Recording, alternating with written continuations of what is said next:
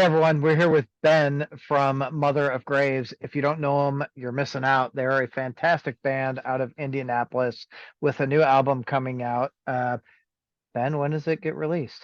It's coming out October 18th. October 18th.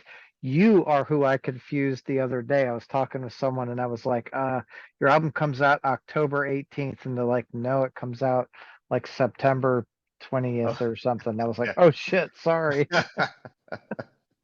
So the album is called The Periapt of Absence. Yes. Um, how would you describe your sound?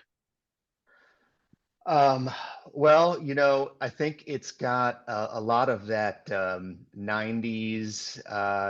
death, doom influence in it for sure. At least I think that's pretty much the consensus. And then I think that, because we have members in the band that also have that kind of a death metal influence in their pasts.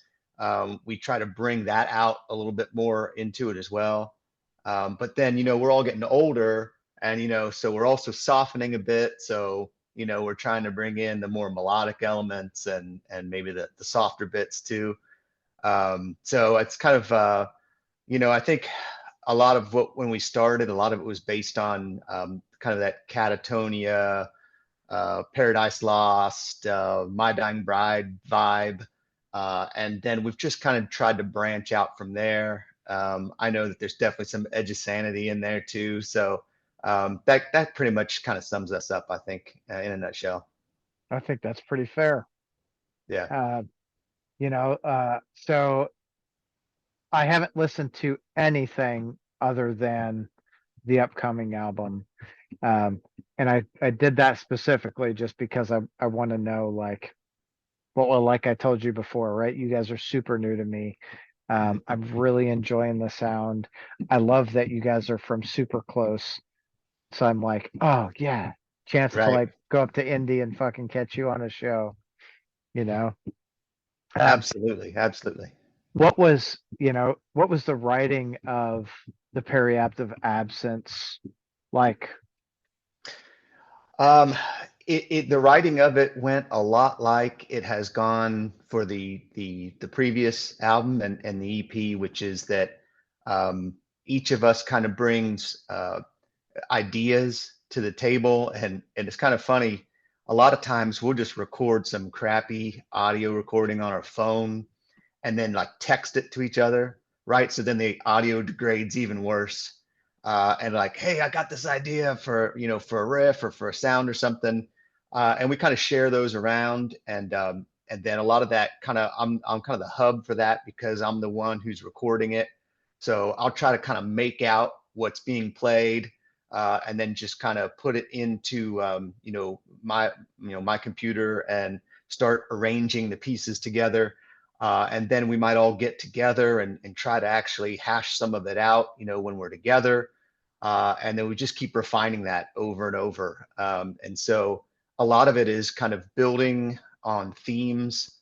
If we have, two riffs that seem to be kind of like the main riff, then we'll work on pieces to kind of, build around those.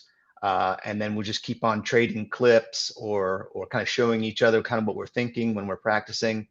And just we have the luxury of just being able to put it together these days, at my house, and demo it out, even with fake drums and all that until we can get Don involved in the song and that kind of thing. So that's we just put it together, and a lot of them come together that kind of way. Yeah. Yeah, that's cool. Yeah. Like the whole recording at home has come a long way from what it was back in shit the 80s and 90s Yeah, no doubt. particularly. Yep. You know, You- Absolutely. what do you guys use to demo it out? Um, I use Reaper as my DAW, um, because I mean, I don't really see it having any disadvantages really, other than obviously Pro Tools is what the pros are using, but Reaper can kind of do everything I need it to do, and we'll run guitars in, we'll throw some bass on there. I'll have some programmed drums that are just kind of a basic sketch of what kind of the feel of it or whatever. Yeah. And then we share all that. We just have this Google Drive that we're sharing all these like clips and these songs with each other, tossing ideas back and forth. And then eventually Don will get on it and he'll start figuring out how he really wants to play drums to it. And he's such a pro, like he's charting out everything. So when it comes time to record it, that's the element that we definitely get done professionally in the studio. Don goes in, he's got his charts, he's been practicing the songs for months, and he just lets it rip. But the demos are kind of just mini versions of the songs, and then we get to kind of put pieces together wherever we want. We take whole chunks out. We can slide things in wherever we want. It's so much better. I'm old enough that when I started doing this kind of thing, it was on a 4-track Tascam Oh yeah. using those freaking metal tapes or whatever. You had to bounce the And tracks so you could you get had to more in there. bounce, right? Yeah. Yeah, yeah, exactly. And now it's like, use as many tracks as you want, cut Yeah. and paste, chop stuff up. It's almost too easy, but I mean, that's great for me because Yeah. I don't have the patience or the talent to do anything on 4-track tape anymore. Trust me. No, I know. I was thinking about that the other day. I used to do the same thing, record on your little cassette, and you're like trying to bounce tracks, and you're like, I think I can get like 11 tracks here, like Yeah. somehow, some way. And then if you Yep. mess something up, you're like, oh shit, I gotta go back and Oh, redo it again. right. You know, yeah, Exactly. I don't miss those days at all. No, no, I'm glad they're gone. Yeah, me too. So when you guys went into the studio, how long did it take you to actually record this new album? Yeah. So it took no, I'm sorry, 2 days in the studio on drums, and then months and months of tiny pieces being put together at my house. Chris and I would record guitars at my house, and then re-record and then re-record. And Corey would come over and lay bass down over the top of my crappy like demo bass licks, and Brandon come in and he would do maybe 2 songs a day on vocals. We'd do keyboards whenever we could get around to them, that kind of thing. So again, that luxury of the kind of home recording environment meant that, we were able to do it over the course of, several months. The only thing that was really, in the studio, truly, time constraint, important was Don getting the drums recorded. And again, I mean, he did such an awesome job. So, and the folks that we recorded with at Azimuth Studios here in Indianapolis, oh my gosh, they're so amazing. So Right yeah, I was on, super lucky to work with them. right on. Yeah. So from the demo to the actual recording, did you see like a big change in any of the songs where it started out as like this and ended up like over here? Occasionally, yeah, yeah. There's times when um, you realize that a riff isn't really going to work the way you thought it was, and so you make a major change from the way you had it demoed out. Um, and it's always with the hope that you're, trying to identify, fat you can cut from, a bloated track, or adding something interesting. If it's like, the song's fine, but what's that part I'm really looking forward to in this song? We need to add something in here. And again, we get the luxury of doing that. But they are set in stone. Once Don lays the drums, the format can't be changed. From Right. that point, you're just making tiny changes. Yeah. Hey, let's just pull the guitars completely out of this section, or hey, let's put a piano in this section, and we can still do stuff like that. But pretty much that's it. Yeah. Yeah, that's cool. I always think I was always the guy that went back and listened to a lot of demos from the bigger bands, right? When we were Yeah. kids, you're like, I want like Jimi Hendrix is one that really, pops out. Yeah. Um, you listen to some of his demos and they ended up being either completely different songs or you hear a demo as one song name and then you hear it and you're like, oh, that's actually, Oh, right. you Yeah. know, Yeah. It's pretty funny how they can transform on you like that. but it's also cool and kind of fun to go back and listen to the old one and be like, oh man, remember when we used to do that there? You know, Yeah. and hopefully it was crappier when we did it back then than it is now. So Yeah. Maybe. maybe. Yeah. So, what does playing out look like for you guys over the next couple of months? Well, we're kind of trying to focus on quality over quantity. We're the place we are in our lives right now is not one where we can usually take off for these long stints or anything. So, in November on the 15th, we'll have our album release show at the Black Circle here in Indianapolis, Love that which is place. great club, man. Yeah. We're so lucky to have that here in town. It's so good for the scene and everything. It's just, it's unbelievable. So that'll be the 15th. And then the following weekend, we'll be up in Chicago at Reggie's. Okay.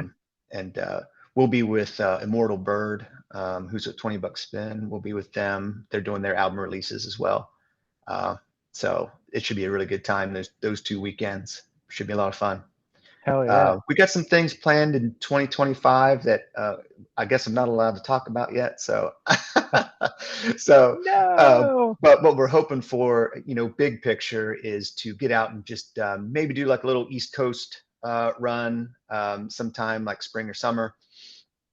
And then just do some regional Midwest stuff, long weekends, things like that. Yeah, So nothing huge, but we do want to get out a little bit, certainly, and have those kind of experiences and promote the album and things like that. So for sure. We'd love to have you down here in Louisville. hey, that would be great. Louisville, I mean, could be actually. I've been hearing rumors, Yeah. so Oh, all we might be right. able to still make that happen. Yeah, I we'll like see. that. Yeah. I like the sound of I hope that. so. All right. I'd Yeah. love to see you there in person. That'd be Oh, awesome. for sure. Yeah. Yeah. Well, I'm thinking, maybe November I make the trip up to Indianapolis if nothing else. Hey, it's not that far. It's a good No, club. no, Worth I it. know. I go up there. I can't say I go up there a lot, but I Yeah. go up there a few times a year to see shows. Um, last one I went to was Death in the Midwest, actually. Okay. Yeah. Power shut out. Like, No. yeah, it was. We got what was there? I think there was 8 or 9 bands on that bill, Yeah. and they got to like band 6, and they were probably 3 songs into the set, and the power like someone hit a telephone pole outside. Oh, jeez. It's like, Oh, man. no. Worst nightmare, right? If you're running that. Jeez. Yeah, Oh, like there was like so I don't know if you're familiar, but Redivider is a death metal band from Louisville. okay. They they were on that bill, and I've been trying to see them, and I'm like, I've listened to them. I fucking love them. I'm Yeah. finally gonna see them. I'm super excited, and they were up next, and the power goes out, and I'm like, you gotta be fucking kidding me. You've got to be joking. Are you serious? Oh my Yeah, gosh. So you leave town to go see the band from town, yeah, and the power goes out before you get to see him. yeah. That's just you're cursed. Uh, I mean, it was pretty fucking. I was like, I couldn't believe it. I'm Yeah. like, this is the one band. Well, there were 3 bands that night I wanted to see, and they were one of them. Yeah. And I'm just like, I can't believe I drove 2 hours because every time I try to see them in town, or every time I Yeah. had trying to see them in town, something came up, Yeah. like work or kids or whatever, and I'm like, ah, shit. Gosh. But I've seen them now, and Oh, good. they're Okay. they're Okay. so fantastic. Excellent. I am not familiar, so I'll have to keep that one in mind, Yeah. especially since they're Uh, so close. are you familiar with Volcandra? Yes. Yes. Yeah. Those guys are doing something too. Sick. Yes, Uh, definitely. Yeah. Like I good. mean, there's a lot of bands regionally that you can say that about right now. I feel Yeah. like, so it's a pretty awesome time. And Abs. and that's coming from somebody like myself who, I don't get out as much as I should or would like to, but yeah, it's very cool. Yeah. Yeah. I agree. I think The music scene just as a whole right now is there is so much talent and so many good bands that Yeah. like you could almost just throw a rock and you find a good band to listen to, you Right. know? Yeah, absolutely. Yeah. So how long has the band been together? Um, I want to say it was 2018 when we kind of really started putting things together. It started with Chris Morrison, the other guitar player. He kind of hit me up. We had been in a band together years ago, a death metal band called Harakiri, and he kind of said, "Hey, I've got an idea of this kind of just small project I'd love to start, just a little studio project." And he knew that at the time I was just starting to screw around a little bit with recording again. He's like, you want to kind of just help me out with it? Maybe just, write a little bit and just be for us, just be fun. So he comes over one weekend and we're just sitting at my house and we're just kind of playing around on some stuff and recording stuff. It's kind of nothing. We had, younger kids at the time. They're running around the house making noise and we're having a couple beers and we just throw a couple of little demos together just for ourselves. And then it just kind of grew from there. And we put a song on YouTube, just got a little single or whatever. We had an old vocalist do vocals for it. His name is Matt Reese. And then Chris started talking to Brandon Howe, who's our vocalist now, who's also the drummer in Obscene. Um, Love and that and band too. yeah, yeah, awesome, yes. So Brandon was like, I can do vocals for you guys. That's cool. So then we had Brandon do some vocals, and then we kind of put some songs together that eventually would become the first 4-track EP. And I think we put another song on YouTube, and Chris has good connections, and somehow he got connected with Sean Fraser, who runs Wise Blood, and he kind of talked to us about, hey, would you want to put out an album out on this new label I'm starting, called Wise Blood Records, and like and that whole kind of like beginning, and I think it was about 2018, to go from there where it was just going to be a little project that Chris and I just dicked around with on the weekends, to like, are we going to put an album out now, like what's going on here, that was a pretty cool shift, and really good luck for us. I mean, our whole existence since we've been around has been honestly just about really good luck, being around really great people, and we owe a lot to a lot of people, for me even to be talking to you today. It's really awesome for us. We're very fortunate.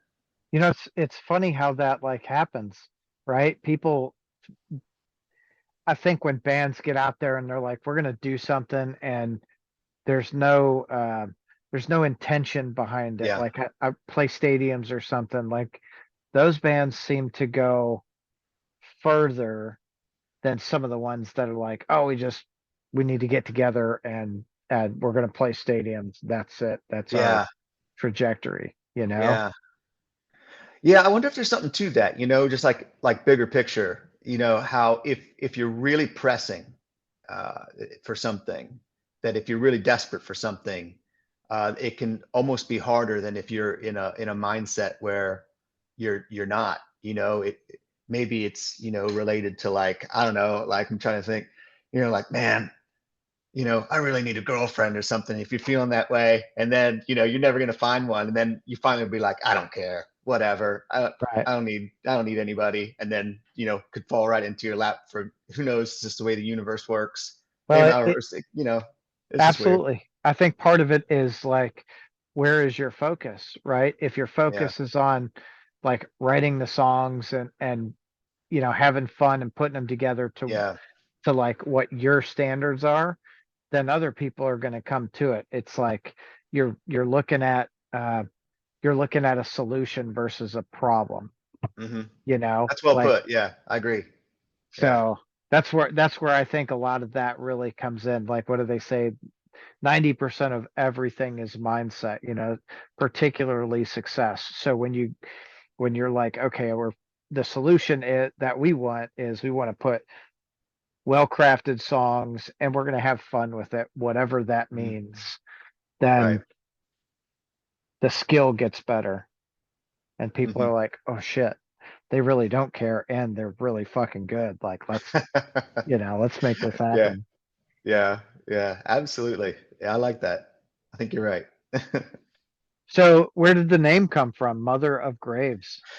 Yeah, right. So, Chris has some Latvian heritage, and there is, from my understanding, a in Latvian folklore. What is it? Is it kapumate? Oh shoot, something like that. Look, I didn't come Sorry, up with it. Chris. Yeah. Anyways, which basically translated comes out to Mother of Graves, as presumably some uh, figure who watches over the graveyard of the dead. Oh, And so I think that again, given that it kind of was inspired from something that's part of Chris's own personal heritage, and the fact that the name suits pretty well our style and what we do, I think it worked yeah. out pretty well. Yeah, I think so too. Yeah, I'm gonna have to look into that because now I'm like really curious what the folklore is yeah, behind yeah. that. I won't claim that I researched it a whole lot or anything, but I know that was Chris's explanation to me, and I think he's had to explain it before too, and I think it roughly goes like that. So, Yeah, yeah, I'll let him, you know, tell me everything I got wrong later on. for sure. Again, sorry, Chris. Like Yeah, hey, sorry, Chris. you should have been here telling the Yeah, story. right. Come on. That's cool though. It's always cool Yeah, to take something like, some of someone's heritage and bring it and put it out. And you don't think, oh my God, you don't see it, but my cat is sitting right here that's and awesome. she she keeps clawing my leg and I'm like, ow, stop. She's like, Now, what's but that all about? Why is she clawing your leg? What's that mean? I think I don't know. Oh, just being a Yeah, cat. just yeah. Just like, hey, I'm here. Yeah. Like, fuck, I know you're here. Stop. Weirdo. Oh, But this is like every interview, this is how she lays. yeah. She curls up right next to me and um I guess she tries to sleep. I don't know what she's doing. Whatever. Yeah. Mm, Yeah. I don't know. I think she's just wanting your attention because she can tell it's on something else. It's like, Yeah. hey, Could me. that could be. Yeah. Sometimes she's just an asshole though. Right. Like, like I I mean mean, she's a cat. That's what she's they a do. cat, right? Yeah, You know? exactly. We've got three pit bulls and the cat Yeah. and our the youngest dog, Penny, when we first got her, she was probably a year old, and Sophia was like hanging out with us. Penny was like sniffing her, and Sophia chased her all through the fucking house. Penny's Oh. like, "Art." It was so damn funny. It's so damn Oh, funny. sizes and everything, is it? That's not at all. Especially when you got those sharp ass claws. Yeah, yeah, that's no joke. That's no joke. Brandon was here recording vocals a few months ago. We hear all this commotion outside. I live in a pretty quiet neighborhood, to be honest. I hear all this commotion outside, and I'm like, what's going on out there? I hear all these people screaming or whatever. Well, I look out, and in my front yard, some girls who are neighbors of mine were walking their cat, and girls from down the street were walking their dog. And the cat naturally attacks the dog, starts a whole shitstorm out there, and just starts scratching the daylights out of anything or anyone it can get its claws on. And it was just complete pandemonium. And when I found out after the fact, I went running out there. I was trying to help get control of the dog, but the dog was actually really well behaved. As it turns out, it was the cat that was going ballistic. But it was just, oh yeah. So again, and that cat was what, like, I don't know, 1/5 the size of the dog, maybe a tenth the size. It didn't matter. No, She was going for it. like So I'm gonna fuck you up yeah, regardless. And you're like, that's right. what? No Yeah. way. Bra- Brandon is just standing out there like, what the hell was that? Doesn't happen Yeah, every day here, does it? No. no, no, that's so funny. That, that always cracks me up. Like we're we live in a quiet neighborhood too. Yeah. Um, and I see dogs walking down the street all the time. I don't see any cats in our neighborhood though. Yeah. Yeah. Hmm, I don't know. what maybe maybe the dogs have already eaten. Hey, I mean, maybe they took care of that problem. You're not going to have Yeah, any attacks like I did. right. Maybe not. Well, we've got a Chinese restaurant real close too, so Oh, well, there you go.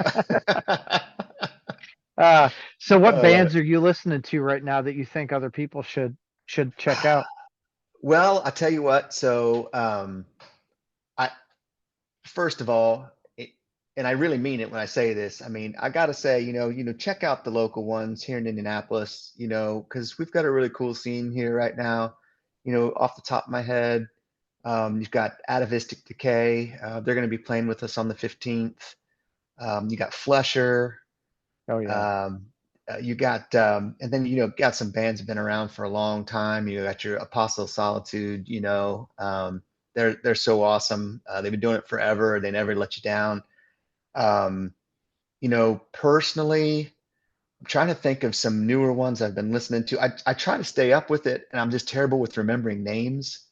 Well, you know how hard it is to remember metal bands' names. It's Yes. it can be difficult. I can tell you, bands I was listening to kind of toward the end when I was finishing the mix, and I was kind of trying to find some bands that sounded really good, but I liked their songs. I liked how they sounded. At that time, I was listening to a lot of that Godthram album that came out last year, Oh yeah. um, and I think that it's a Finnish band, Convocation, and they play like a real like slow, heavy, kind of doom, I guess you'd say it was. But the arrangements are all really cool. It's like it's going slow, but it's not boring. I thought that was really awesome too. But I think both those came out last year. I'm trying to think of something that came out this year that I can actually remember. I'm just so bad at the names. I That don't new know. Obscene album is pretty fucking good. Well, look, yeah, and I don't want to look like I'm. What would it be like? Giving favoritism or whatever by talking about how awesome Obscene is. But yeah, that goes without saying. I mean, Yeah. dude, that Obscene, they're so badass. And freaking Brandon, he can just do it all. Let me just tell you, like he drums for that band, he's vocals for us, but there's a huge portion of this album, from Mother of Graves that Brandon wrote the riffs to. He sends, guitar licks to us all the time. And then of course, live he's performing all the keyboards while he's doing the vocals. So Oh he's shit. he's such a beast, man. Brandon's amazing. That's awesome.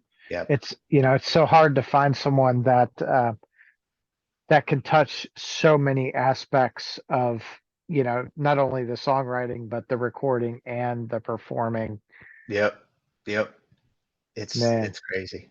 Yep. So we're very fortunate to have him in the fold, let me tell you. right on. So Yeah. what would you say is a common theme throughout the album?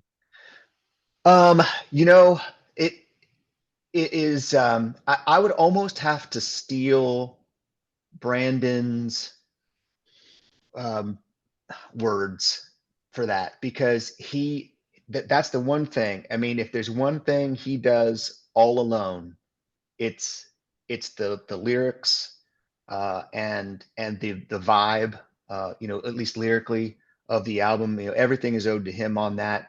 Everything that he writes for this album, it came from somewhere really deep and meaningful to him. I can tell you, I know for him, it's very therapeutic for him to kind of write. He has kind of a poetic style that he starts with, where he might actually write a poem, and then when it comes time to create the lyrics for the song, he begins finding ways to then fit that, with the music, with the rhythm of the song itself. Makes adjustments where he needs to.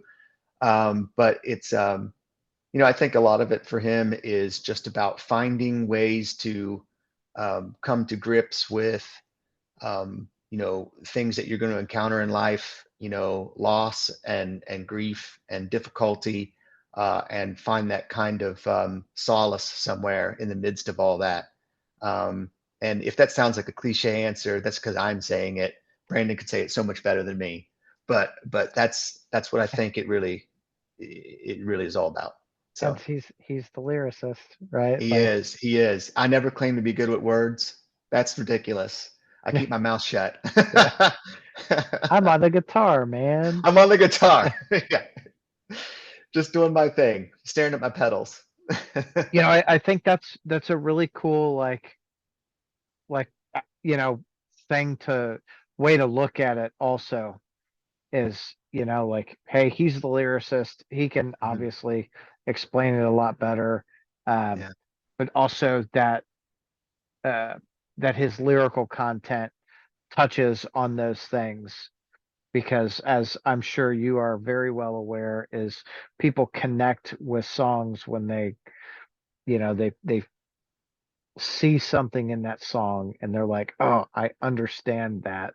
Hmm. And that connection, it helps bring that emotion out. And like those things are that's one of those things that create lifelong fans. Absolutely. Absolutely. See, you already put it better than me. So, I didn't. You put it very, very good. I yeah. just, Yeah, no, you're right. The connection that the listener makes to it, it becomes personal to them. yeah, Whatever the intentional lyrics may have been, the way that you internalize it makes that connection. It's great. Yeah, 100%. yeah. So, what kind of physical copies do you guys have? Of the album, Yes. well, we've got well, okay, so Uh, first of all, let me just say that I've mentioned already before that we've been so lucky through this whole process. I mean, I probably don't deserve to be talking to you as anyone who is like anyone who cares about anything that we're doing. That's ridiculous. But the fact is, we've gotten lucky, so that's great. Take that shit But off the table. There is yeah, no, and let's just put that to the side.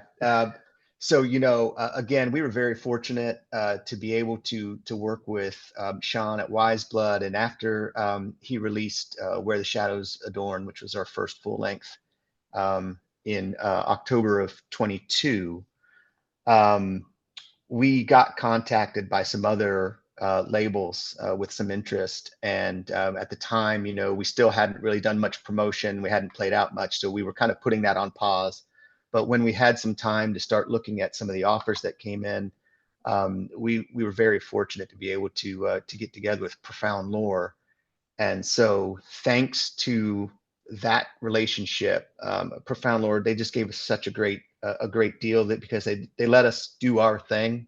They Mhm. gave us so much freedom, and then their distribution and their network and their whole machine is so amazing. Their discography, all of our label mates now, it's absolutely mind blowing. I cannot believe that that's where we are with this thing. And thanks to them, then we've got vinyl. I think three colors of vinyl, which I mean, again, this is all new to me, right? I've never had a band with three colors of vinyl, but they look freaking amazing. They're awesome. Do you know what colors We're there we're are? out on a CD, of course, which I'm still I'm still a CD believer in the respect that there's still no better um, quality sound that's available in any format other than just the freaking wave files that come straight out of my computer. So CD is awesome. And then obviously digital. And then we got hooked back up with Sean from Wiseblood, and he's putting a very limited run of tapes out as well. Oh, right So on. so the whole gamut. Yep, vinyl, digital, tape, it's all out there. So what are the colors of the vinyl? Yeah, so there's a good just plain old black. There is, oh my gosh, what's that one? Shoot. Is it, I should know this. Is it green? Oh my gosh, this is terrible. I'm the worst, but I'm also colorblind. Maybe give me a break. So, and then there's this really awesome, like black and red, like swirl marble Oh thing. yeah. It's freaking really nice. So, um, go to Profound Lore and click, and they're up there. I swear for pre-order, and you'll Oh see yeah. them, and you'll be like, that's not green. This guy is. Does he not know his colors? What kind of an idiot is this guy? Like But that's now okay. he really is colorblind. Holy Yeah, shit. well, yeah, yeah. You'll see when it turns out to actually be something like blue and orange, you'll be like, oh my God, not very close. That'd be pretty funny. Would But actually, whatever. yeah. It would Hey, make it'd make this go viral. yeah, right. Yeah. So who did all the artwork for the album? Um, Caleb Stokeman. Hold on a second. Let me look at something real quick because I got to make sure that I'm not messing up the pronunciation. He did such a freaking amazing job. Um, but yeah, so Brandon, as well as being the kind of lyrical director of things, is kind of the art director in a sense. He usually gives the the artist the idea of what he wants, and Kalen Stokerman's. Oh man, I'm so sorry. I'm butchering the pronunciation. See, I don't know the album colors. I don't know how to pronounce people's names. Pretty much the Like worst. he's Anyways, I don't even know why Kalen. I'm fucking here. No, no, no, no, no. No, no. Kalen, no, Kalen did this amazing job because Brandon asked him to kind of give us something with like this kind of romanticism era painting. Um, and then he started, he started working on it and started showing us the stages as he started adding layers, and we're just like, dude, you must have read our minds. This is exactly what we wanted. And every time we kind of got just another layer, more paint on the canvas, if you will, it just started looking better and better. And he knocked it out of the park. Kalen was completely awesome on this, and just really mind blowing, honestly. Hell yeah. Yeah, I think Yeah, it's great. From what I've seen, I've only seen the cover art, but I think it looks pretty fucking fantastic so far. yeah, yeah. It's so awesome. So I can't wait to see that in kind of large format on a vinyl. I think it's going to be great. Yeah, I do too. So I can't wait till mine gets here. Yeah. Hey, all right. Hey, which color are you gonna get? Uh, I I don't know. I'll find out don't know. tonight. We don't know. I'll get the green one Yeah, if it's whatever. green. Yeah. No. Yeah, I don't know. I'll look. I Yeah. I'm the nut. I might buy them all. Mm. Hey, well, hey, I'm not gonna stop you. Yeah. No, no, I bet not.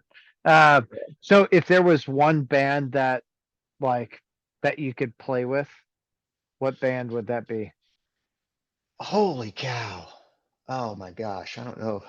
Hold on a second. The You know deep what? How question. about this? Let me give you my personal answer. Yeah. I'm gonna say My Dying Bride. Okay. Um, because I am the latest adopter of bands. Like for instance, if I was your buddy and I came to you and I was like, "Oh man, you got to listen to this band, da da da, whatever their name is." Rest assured, that album's been out for 10 years. All right. I'm so far behind. It's pathetic. And but My Dying Bride was a band, one of the few that I've been into since the very early days. I remember used to have I could only get their album probably off like mail order, from those catalogs that you used to find that come over from Europe or whatever. And Yeah. you might recall like you'd actually have to order it through the mail, and so we try to order like 10 at a time to make the shipping worth it or something like that. I don't know. That's what I remember at least. And I've loved them. I've loved them across multiple eras.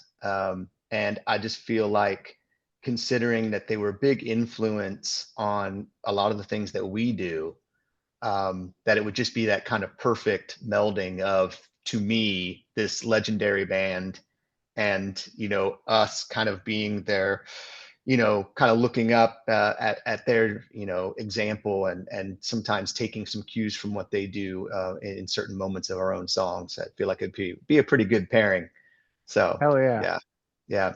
I don't know if all the guys would agree with me on that, but I'm the one that's here, so you get my That, answer. well, that's exactly it, right? Like, if I'm sure they have the ability to comment on it wherever, Yeah, yeah, So yep, that's totally cool. exactly. Hopefully, I don't know what band that's playing right now you want to play with. Like, Yeah. I mean, honestly, we're getting. I'm honestly, I'm really looking forward. Sorry to the show we've got going in November. Honestly, Immortal Bird. I mean, they're freaking awesome, dude. So the fact that we're going to get to play with them, I think, is really neat. you're So like, I'm hell I'm yeah, into that. sure. Yeah, right. Twice, in fact, Yeah, twice. So there we go. hell Yeah, yeah. yeah, Well, that's really fucking cool. absolutely. Oh, and you should have vinyl by then too, huh? I would hope so. I mean, it should. Like, I think that's how that works, right? The album releases and everything's available right then, right? Is that how that works? Usually. The Sometimes, thing with vinyl is you never know. yeah. Yeah, Sometimes like earlier this year, vinyl was on a quick turnaround time and now it's kind of ramping back up. I think their yeah, total turnaround right now is like 4 or 5 months. okay, So I don't yeah. know. Oh, geez, I don't know either. I hope so. I hope, and again, I think working with Chris Bruni and Profound Lore, um, they kick serious ass. So I Yeah. think we're looking good with them. A lot So of really I cool I bands on expect Profound Lore. everything to be, yeah. I think everything's going to be good. Hell yeah. Me too. Yeah. Me too. Um, okay, Ben. I Yeah. It's getting late. Okay. Yeah. I'm I am absolutely exhausted. Well, you said you were up, what, 5 this morning or whatever, Yeah. going strong ever since. I don't blame you. Yeah. And I'll do the same thing tomorrow. Oh, Eh, sorry. don't be. I choose it. All right. Well, So I greatly appreciate you coming and hanging out and spending some time chatting with me. I think we've had a fun conversation. yeah. I'm really looking forward to getting the vinyl. So the rest of you guys, go get the vinyl, please. Uh, And Tom, I gotta say, thank you so much for having me on too. I really appreciate the opportunity to talk to you. You've got a really impressive library going right now well, thank you. on your podcast site. So I wish you all the best in the future too, and hopefully see you in November. Yeah, yeah, you will for sure see me at a show, even if it's not November. Okay, that's awesome. Hey, I know you're not far away. Maybe I'll catch you in Louisville sometime. Yeah, that would be super cool. Awesome. All right, Ben, have a great night, man. You too. Thank you so Thanks, much. brother. See ya. Alrighty. Bye.